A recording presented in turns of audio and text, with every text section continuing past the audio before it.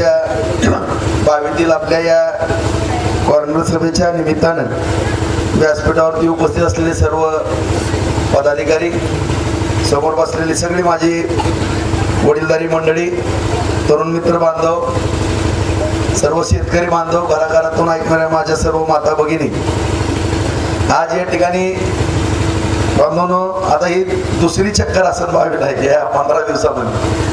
आणि आज त्या दिवशी खंडोबाच्या देवळामध्ये आपण बैठक घेतली होती. आज या ठिकाणी या सभेच्या निमित्तानं आपल्या सर्व वडीलधारी मंडळी, तरुण मित्र बांधवांना नम्रतेची विनंती करायची की आज आपण या विधानसभेच्या निवडणुकीच्या निमित्तानं सर्वांनी एकत्रित येऊन, आज 14 तारीख आहे, 20 तारखेला मतदान आहे. आता जवळपास 7 दिवस राहिलेले आणि अत्यंत चांगलं नियोजन या ठिकाणी आपण सर्वांनी करावं अशी या ठिकाणी सुरुवातीला सगळ्यांना विनंती करतो. कारण आपण पाहिलं असेल की संपूर्ण या 5 वर्षाच्या कालखंडामध्ये आज 22 मध्ये आता समाधाननं सांगितलं की आता हुडकून कामं गावातली काढावं लागतात. एवढं जिल्हा परिषद, पंचायत समिती, आमदारकी, राज्य सरकार, केंद्र सरकारच्या माध्यमातून आज आपण 22 चकाचक सुंदर अशी 22 या ठिकाणी करू शकलो. कारण अत्यंत सुरुवातीपासून जिव्हाळ्याचं गाव आहे. कधीही 22तील सर्व मंडळींनी प्रत्येक निवडणुकीमध्ये भरभरून आशीर्वाद दिले, सहकार्य केलं बांधवांनो. आणि या सर्व गोष्टी या ठिकाणी करत असताना आज आपल्या पाणी पुरवठ्याची योजना असेल, गावातल्या रस्त्याचे विषय असतील, सभागृहाचे विषय आहेत आपले, त्याचबरोबर सौंदर्याचा 22 सौंदर्य रस्ता असेल.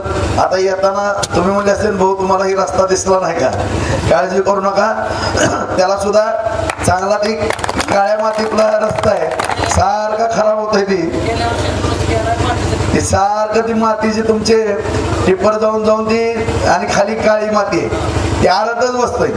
त्याला आता असा नीट करतो की त्याला मुख्यमंत्री सडक योजनेतनं सगळा रस्ता उकरून 1 फूट 2 फुटाचा मुरुम घालून परत त्याला म्हणजे ती कधी खराब होणार नाही अशा पद्धतीचं त्या ठिकाणी आता नियोजन करू. त्याशिवाय मला त्याला कुठला पर्याय दिसत नाही. कारण आज या ठिकाणी आपल्या सर्वांनाच माहित असेल की आपला तुळजापूर रस्ता सुद्धा आज चालू झालेलं काम, त्याला सुद्धा 250 कोटी रुपये आपण टाकलेले आहेत. आणि एवढा तुकडा राहिला तो झाला की माझ्या माहितीप्रमाणे बऱ्यापैकी या भागातला. आणि जी माझ्या काही शेतकरी बांधवांचे आणखीन प्रश्न या ठिकाणी आहेत की आता ऊसाचं क्षेत्र आहे या ठिकाणी, बावीगाव ते दडसंगे खटकळी रस्ता, बावीगाव ते आमराई पानमार्गे स्वामी समर्थ नगर रस्ता, त्याचबरोबर या ठिकाणी पोपले मळा ते शेत ते नदीपर्यंत रस्ता खडीकरण, माऊली मंदिरसाठी निधी या ठिकाणी मागितलेला आहे. त्याचबरोबर मुस्लिम समाज बांधवांचा सुद्धा वॉल कंपाऊंडचा विषय आहे.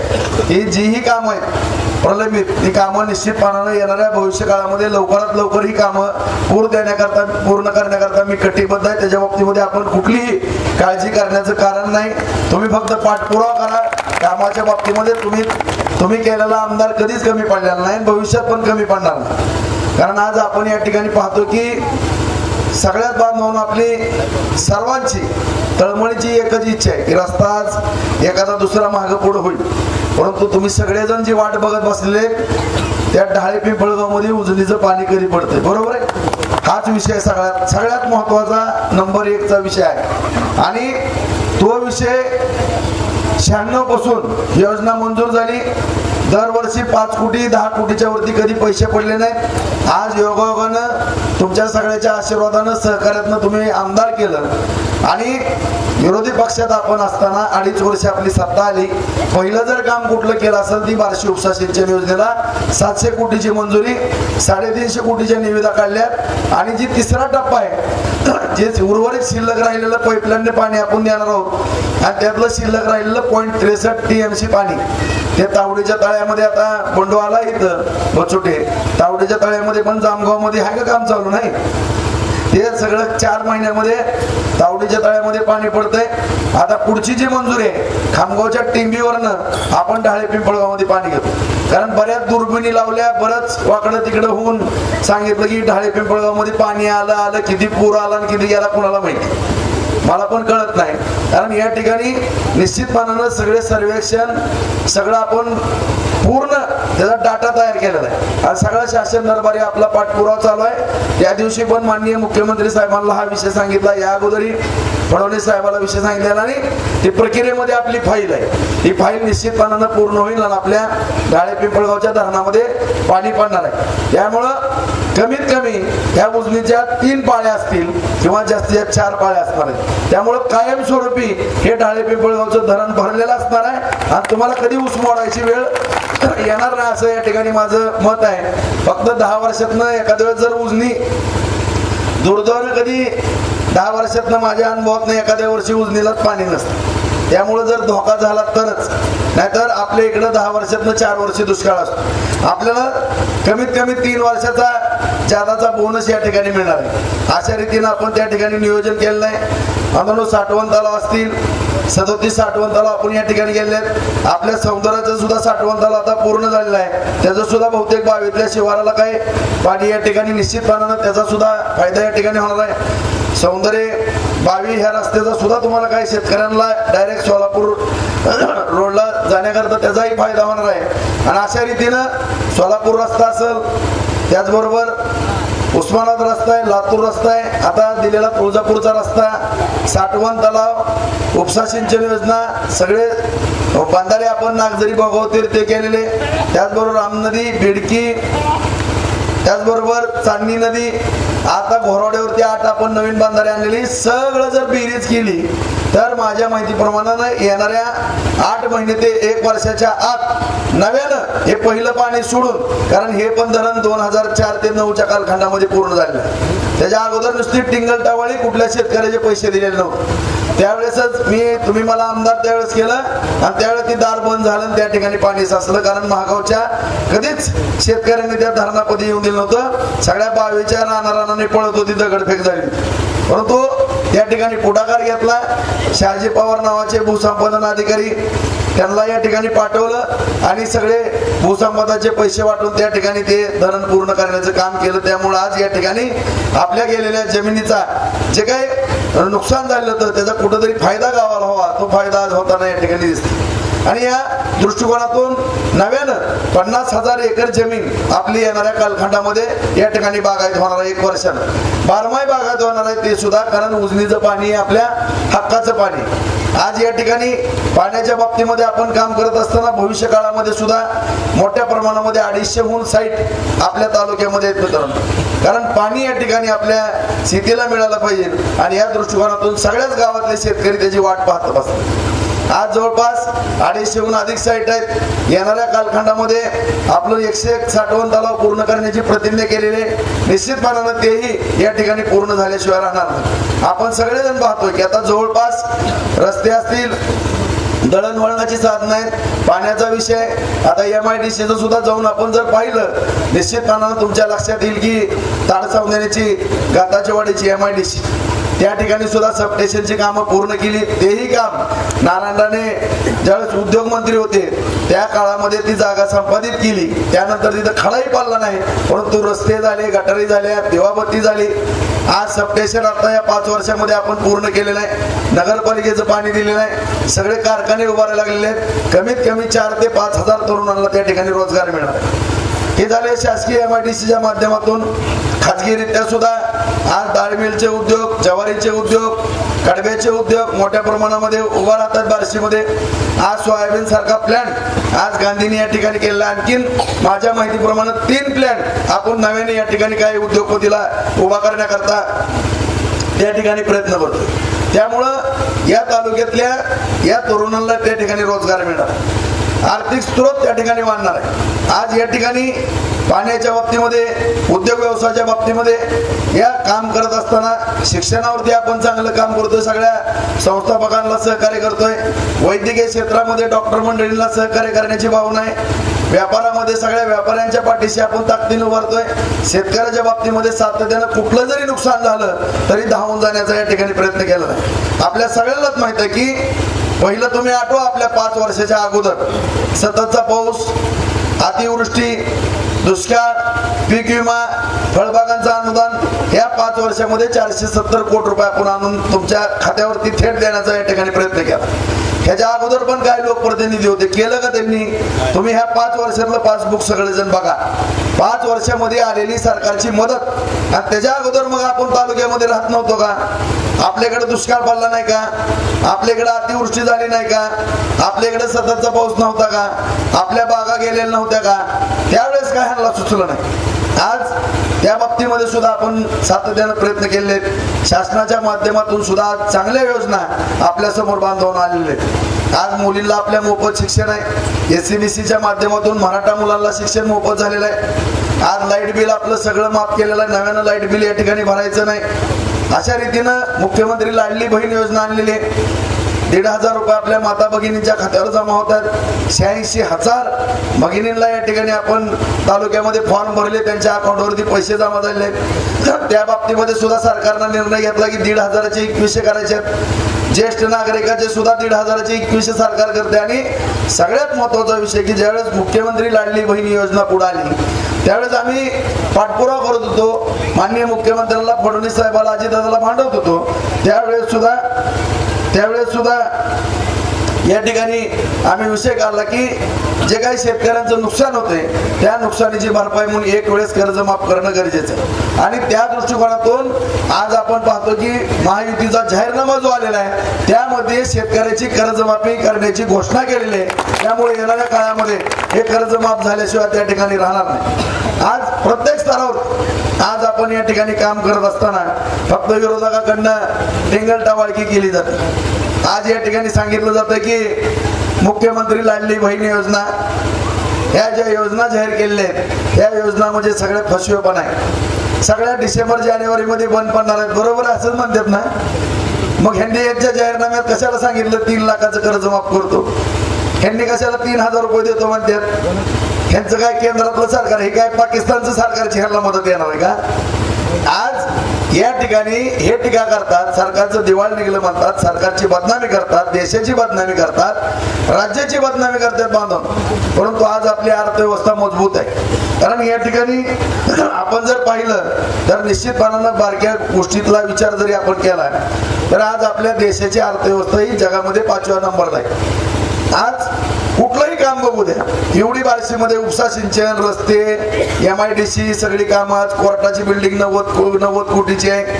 उपजिल्हा रुग्णालयात 100 कोट्याचं हॉस्पिटलचं बांधकाम चालू झालेलं आहे. आज शहीद स्मारक केलेलं आहे, आपण शिवसृष्टी केलेली आहे. एवढी मोठी कामं. बार्शी नगरपालिकेला 296 कोटीची योजना आहे, 50% पूर्ण झाले काम. वैरागला 38 कोटीची दिली. सगळ्या गावागावामध्ये 107 गावाला 150 कोटी रुपयाच्या योजना या ठिकाणी दिलेल्या. आणि या ठिकाणी या योजना देत असताना आज सर्व कामं जर पाहिली तर कुणाची काय अडवणूक त्या ठिकाणी झालेली नाही. आणि मग एवढं पैसे जर नसलं तर एवढी कामं कोण काढू शकतंय? सरकारला काय येड लागलं का एवढी कामं काढायला? आणि एवढी 4-4 हजार कोटीचा निधी आज आपल्या तालुक्यामध्ये या ठिकाणी आपण आणू शकतो. आणि हे विरोधक टीका करतात की या ठिकाणी सरकारचं दिवाळ निघाले, सरकारचं पैसे नाही. तुमच्याच बुद्धीचं दिवाळ अगोदर निघाल्यानंतर तुम्हीच कामं करू शकला नाही, तुम्हाला काय करून दाखवता आलं नाही. आणि आम्ही आज कामं करून दाखवतो तर तुम्ही अशा पद्धतीची या ठिकाणी टीका टिप्पणी करतात. परंतु तुम्ही जर माहिती घेतली तर आज आपला देश अत्यंत प्रगतीपथावर. साधी 2-3 उदाहरणं मी तुम्हाला देतो, तुमच्या सुद्धा काही गोष्टी लक्षात येतील. पहिला आपण अमेरिका, रशिया, फ्रान्स, इस्रायल या देशावरती शस्त्र घेण्याकरता अवलंबून असायचं. सगळी विमानं, सगळ्या पाणबुड्या, सगळ्या मशीन गन, रणगाडे, दारुगोळा हे सगळं बाहेरनं आपण खरेदी करायचो. आपल्या देशामध्ये त्याची निर्मिती होत नव्हती मित्रांनो. परंतु आज आत्मनिर्भर भारताच्या माध्यमातून आज एवढ्या मोठमोठ्या फॅक्टऱ्या संरक्षण खात्याच्या माध्यमातून सरकारनं तयार केल्या. जवळपास दरवर्षी हजारो कोटीचं, लाखो कोटीचं शस्त्र आपण निर्यात करायला लागलो. त्यातून उत्पन्न वाढलं. कोरोनामध्ये काही कंपन्या चायनामध्ये बंद झाल्या, त्या कंपन्या आपल्या देशामध्ये आल्या. साधं उदाहरण युक्रेन आणि रशियाचं युद्ध चालू आहे, त्या ठिकाणी सुद्धा रशियाचे आपले चांगले संबंध आणि अमेरिकेने त्यांच्यावरती निर्बंध लावले. निर्बंध लावल्यानंतर त्यांचा गॅस आणि तेल कुणी घेत नव्हतं, त्याच्यावरती बंदी होती. आणि त्या ठिकाणी भारत देशानं माननीय पंतप्रधान नरेंद्र मोदी साहेबांनी धाडस केलं आणि त्या ठिकाणी अर्ध्या किमतीमध्ये तेल घेतलं. उदाहरणार्थ रुपयाचं तेल घेतलं, इथं फिल्टर केलं कच्चं तेल आणि बाहेरच्या देशामध्ये दुप्पट किमतीने विकलं. आज अशा पद्धतीनं इम्पोर्ट एक्सपोर्ट मध्ये, आयात निर्यातीमध्ये आपला देश प्रगती पथावरती. त्यातनं चांगल्या पद्धतीचं आपल्याला या ठिकाणी उत्पन्न देशाचं वाढलेलं आहे. त्यामुळे आज या ठिकाणी बॉर्डर पर्यंत लडाखची बॉर्डर असेल, चायना बॉर्डर आहे, त्याचबरोबर काश्मीरला आहे, सगळ्या बॉर्डर पर्यंत आज आपला विकास गेलेला आहे. आज मेट्रो रेल्वे होतात, आज विमानतळ नवीन झालेले आहेत, सगळे रेल्वे स्टेशन नवीन झालेले आहेत, नॅशनल हायवे होतात, 35,000 कोटी राज्यामध्ये उपसा सिंचन योजना करतात सरकारने दिले आहेत. आणि अशा रीतीनं सगळ्या स्तरावरती या ठिकाणी काम होत असताना आपण या ठिकाणी बार्शीमध्ये सुद्धा पाठीमागे राहिलेलं नाही. अत्यंत नियोजनबद्ध असं बांधवाने या ठिकाणी काम केलेलं आहे. आणि हे काम करत असताना केवळ फक्त विरोधाला विरोध आणि 5 वर्षात यांना कधीतरी जाग येते. 5 वर्षांचे गेट बंद, साहेब बाहेर गेले, साहेब भेटणार नाहीत. परंतु आज कुणी जरी काम सांगायला आलं, कसलं जरी काम असलं तरी त्याला तोंड देण्याचा प्रयत्न माझ्या माध्यमातून या ठिकाणी झाला. आणि आज आपल्यावरती वेगळ्या पद्धतीची टीका टिप्पणी केली जाते. आज या ठिकाणी DCC बँकेच्या बाबतीमध्ये असेल, साखर कारखान्याच्या बाबतीमध्ये असेल, तुम्ही ज्या ठिकाणी मित्रांनो सांगा आज संतनाथ कारखान्याच्या बाबतीमध्ये काय घटना घडली. त्या दिवशी मी माननीय मुख्यमंत्र्यांना पण विनंती केली, त्याच्या अगोदरही आमच्या बैठका MIDC बरोबर झालेल्या आहेत. त्या संतनाथ कारखान्याची आपण 243 एकर जमीन आहे, ती जमीन 180 एकर MIDC ला देतोय.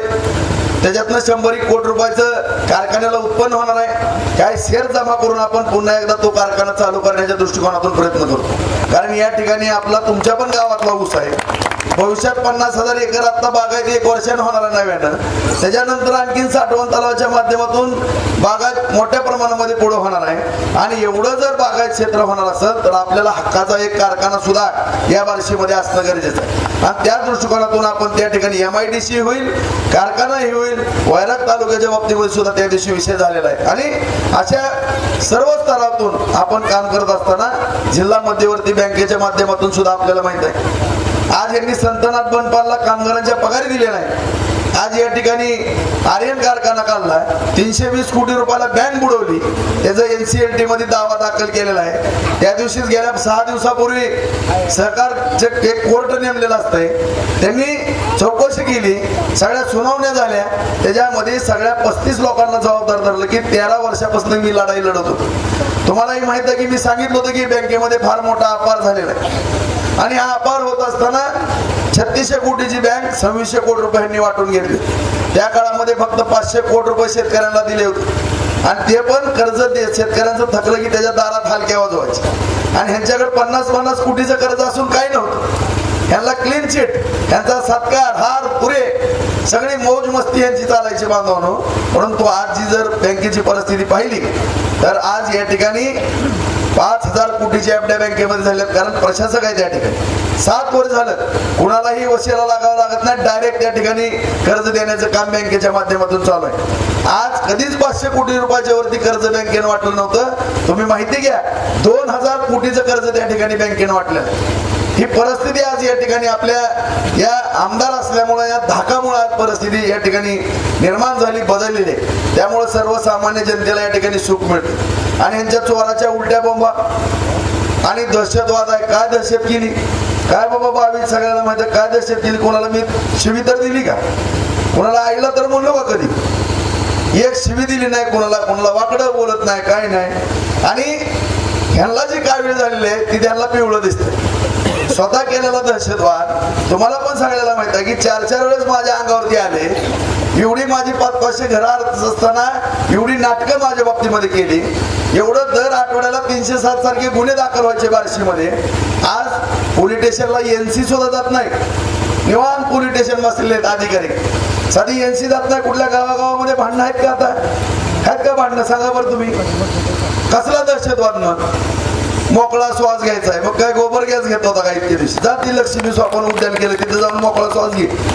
आणि काय बोलण्याची पद्धत काय, त्यांना सुद्धा मी कधी वाकडं बोलत नाही किंवा इकिरीवर बोलत नाही. आज या ठिकाणी काय करायचं म्हणलं तर सगळं आपल्या हातामध्ये होतं. जे तुम्ही तुमच्या हातामध्ये असताना एवढा अन्याय अत्याचार केला, एवढ्या गुटीगिरी केली बार्शीमध्ये, आणि आज एवढी बार्शी शांत असताना वेगळ्या पद्धतीची टीका या ठिकाणी आमच्यावरती केली जाते. आज सगळ्याला मी सांगू इच्छितो मित्रांनो, आज आमच्यावरती पण टीका केली जाते. ह्यांचाच उद्योग आणि ह्यांचा धंदा, पण धंदा व्यवसाय करत असताना कुणाच्या 10 रुपयाला कधी हात लागला. काय काय म्हणले वाटतं की काय कॉन्ट्रॅक्ट पण हेच. मी तर कधी काम घेतलं नाही बाबा, माझ्या दोन्ही पोरांना पण काम घेतलं नाही.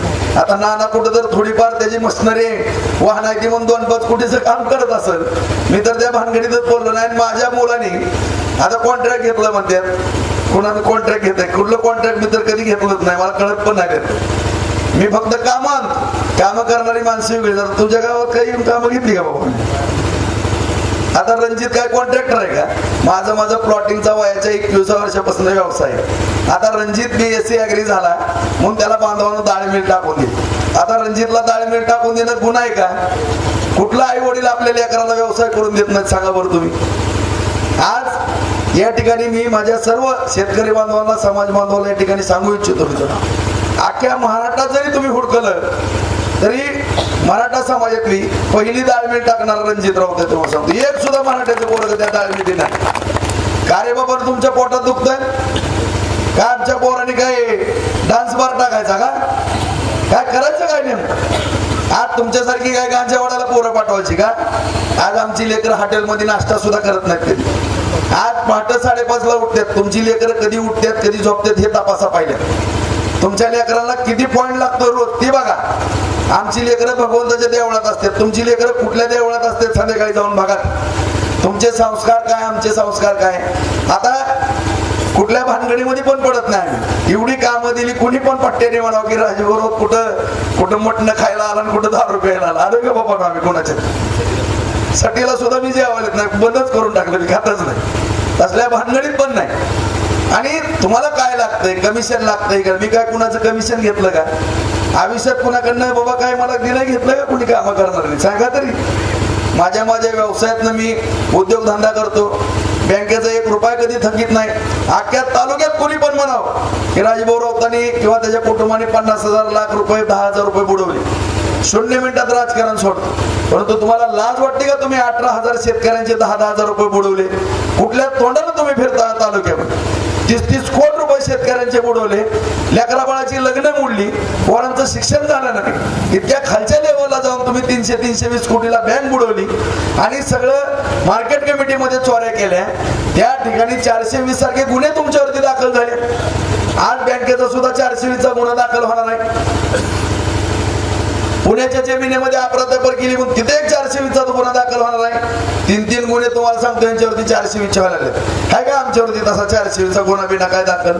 कागदपत्रे ते प्रतिज्ञापत्रात आहे बघा, सगळी जण त्यांनी ऍफिडेव्हिट दिलं त्याच्यात गुन्हा आहे.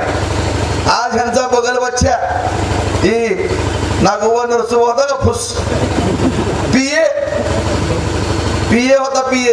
फक्त काय तर 2 टाइमच्या जेवणावरती रावसाहेब मनगिरेचे इथं काम करत होतं त्याचं कुटुंब, बरोबर आहे.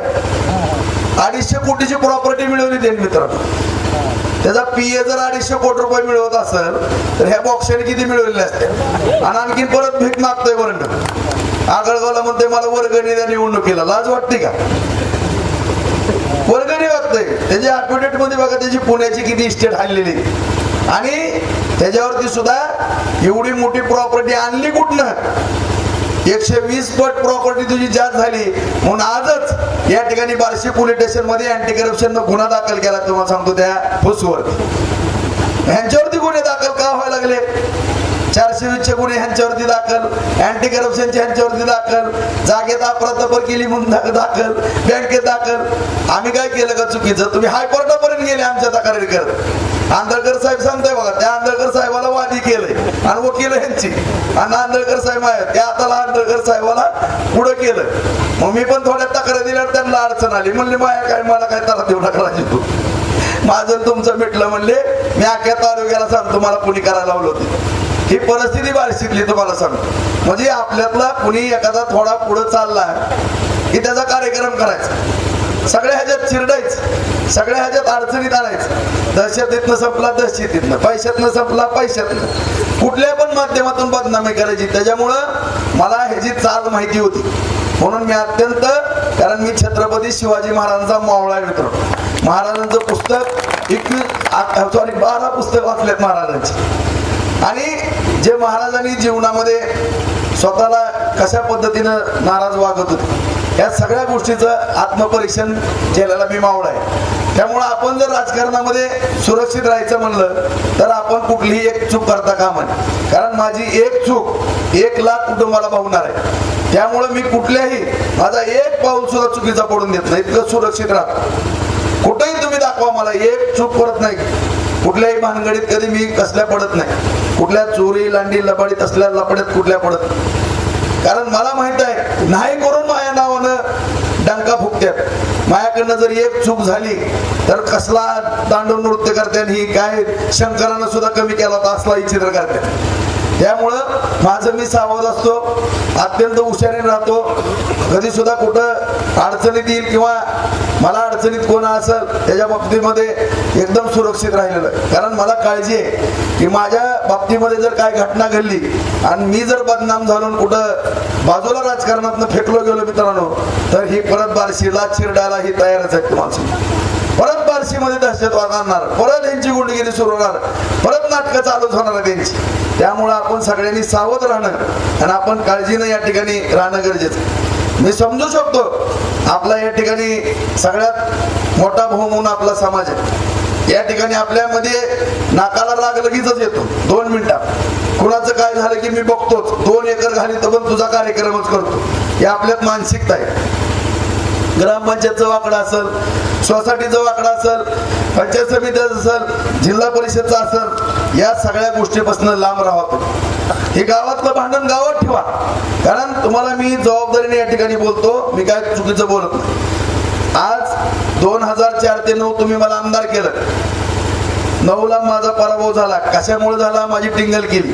त्याला लाईट बिल भरायला पैसे नाहीत काय नाही. दूध संघ काढला, जास्त कर्ज झालेलं होतं मित्र. म्हणून मी भेलो माझ्याकडनं जर कुठं 4 पैसे कमी जास्त खर्च झाला तर आपल्याला कुठंतरी फार मोठा धोका होईल. काळजी घेतली कुटुंबाची पण आणि माझी पण. आणि त्या ठिकाणी टिंगल टावाळी केली आपण. 14 साली पराभव झाला त्यावेळेस मार्केट कमिटीवरती फार मोठं कर्ज केलं होतं. 13 कोटी व्याज भरावं लागलं. दूध संघात 10 कोटीचं नुकसान आलं पण बँकेचं 1 टाइम सेटलमेंट केलं नाही. सगळे पैसे बँकेचे भरले. विकावं लागलं दूध संघ पण 1 रुपया कधी कुणाची लबाडी त्या ठिकाणी केली नाही. कुठल्याही शेतकऱ्याचं नाही काय नाही. बाजार समिती केली. आता कांद्याचा बाजार एवढा चालतोय कुणाच्या रुपयाचे भानगड त्या ठिकाणी नसते. आणि एवढ्या सगळ्या गोष्टी करतात. 2 निवडणुका आपल्या त्या ठिकाणी गेल्या. 10 वर्ष आपण आमदार नव्हतो तर 10 वर्ष आपल्या तालुक्याची प्रगती थांबली. आता सुद्धा मी तुम्हाला विनंती करतो, काय काय गावामध्ये आणखीन कुचकुच असतंय. ह्याचं बघतो त्याचं बघतो. काय बघायचं ती इतर वेळेस बघा. परंतु ह्या निवडणुकीमध्ये खरंच मी सांगतो की मला कुठं आमदार होऊन मिरवायचं नाही. मला कुठं आईश करायची नाही, आराम करायचा नाही, काही नाही, किंवा कुठली फुशारकी मारायची नाही. तुम्ही सगळेजण पाहताय की सकाळी 6ला बाहेर पडल्यापासून 6:15ला पहिला फोन असतो, भाऊ नळाला पाणी आलं नाही, भाऊ कचऱ्याची गाडी आली नाही. इथनं काम करतोय मी. या ठिकाणी दहशतवाद संपवण्याकरता बार्शीच्या राजकारणामध्ये समाजकारणामध्ये आलो. परंतु तुम्ही आमदार केल्यानंतर माझ्यावरती जबाबदारी पडली की आपल्याला काहीतरी विकास करायला पाहिजे. आपल्या शेतकऱ्यांच्या शेतासाठी पाण्याचा विषय मिटवावा लागेल. तरुणांकरता रोजगार निर्माण करावा लागेल. ह्या ज्या काही गोष्टी 4 लोकांनी मला मार्गदर्शन केलं त्यामुळे या विकासाच्या बाबतीमध्ये मी अत्यंत गांभीर्यानं काम करतो. तुम्हीच बघितलं मी कुठं गेलो, कुठं काय फिरायला इकडं तिकडं, कुठं फॉरेनला. माझं तर पासपोर्ट पण नाही. कुणाच्या हस्ते माझं कुठल्या परदेशात पण गेलो नाही. लय झालं तिरुपतीला वर्षातनं लेकरं बाळग जातो आम्ही नवरा बायको जातो 2-3 दिवस. ह्याच्या व्यतिरिक्त मला की आपला तुळजापूर येडाई सोनारी ह्याच्या एवढ्या देव करत बसतो आणि सगळं काम एक काम करतो. 1 दिवस पण सुट्टी घेत नाही. आणि इकडे जर बघायला गेलं ही रुसतंय ती रुसतंय, ही रुसतंय, ह्यांनी बोलला नाही, ह्यांनी राम केला आणि ते म्हणतात की ह्यांनी नाव घेतलं पाठीवर हात फिरला. आणि काय केलं तुमचं? काय केलं सांगा ना. ते टिंगल टावाळी नुसती बकरी खात फिरते. कधी येतंय, कधी जेवतोय, कधी झोपतोय, कधी उठतंय, कधी कुणाचा फोन लावतोय. परंतु तुम्ही तयार केलेला आमदार बघा, कधी उठतंय कधी काम कर. देवळात जाणारा आमदार आहे. ही कुठे जाते ती नीट बघा तुम्हीच. फरक बघा तुम्ही दोघात. पण आपली भांडणं काय मिटायला गावागावातली तयार नाही. कोण जर कोणावर रुसलेला त्याचा फायदा आतापर्यंत घेण्याचा प्रयत्न केलाय. आता कळलं त्या दिवशीच्या सभेमध्ये पांड्या चौकातल्या त्या काशीदनं नंदू काशीदनं भाषण केलं, ऐकलं का सगळ्यांनी? व्हिडिओ फिरला ना? मराठा आरक्षणामध्ये स्वप्नाली नामी त्या काट्याने कशी खेळी खेळली होती, ऐकलं तुम्ही तोंडाने?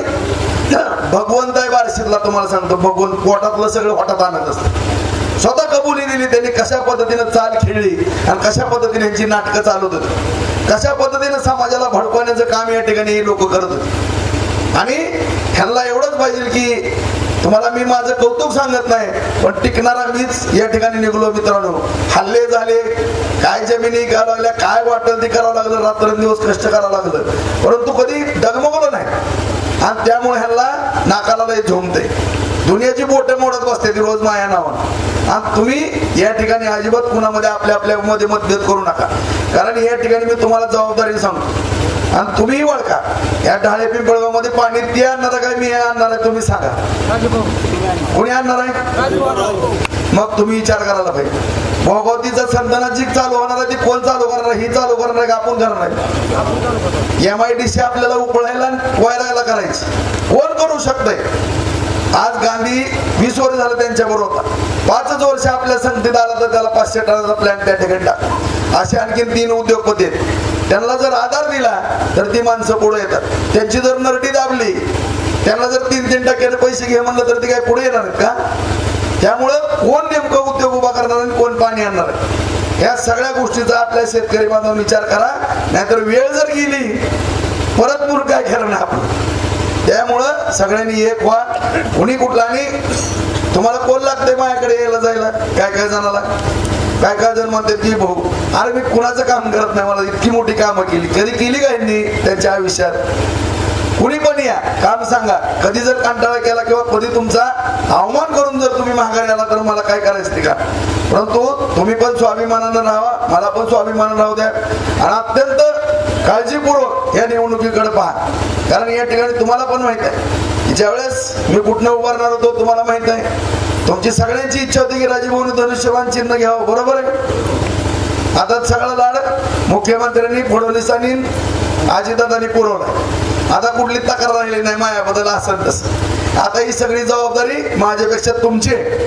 आणि तुम्ही सगळ्यांनी स्वतः उमेदवार असल्यासारखं काम करा आणि माझ्यापेक्षा तालुक्याच्या विकासाला मत द्या. राजेंद्र राऊत नाव गौण आहे, एक नाममात्र माणूस आहे राजेंद्र राऊत, एक तुमच्या सरकारच्या तुमच्या मध्यस्थी.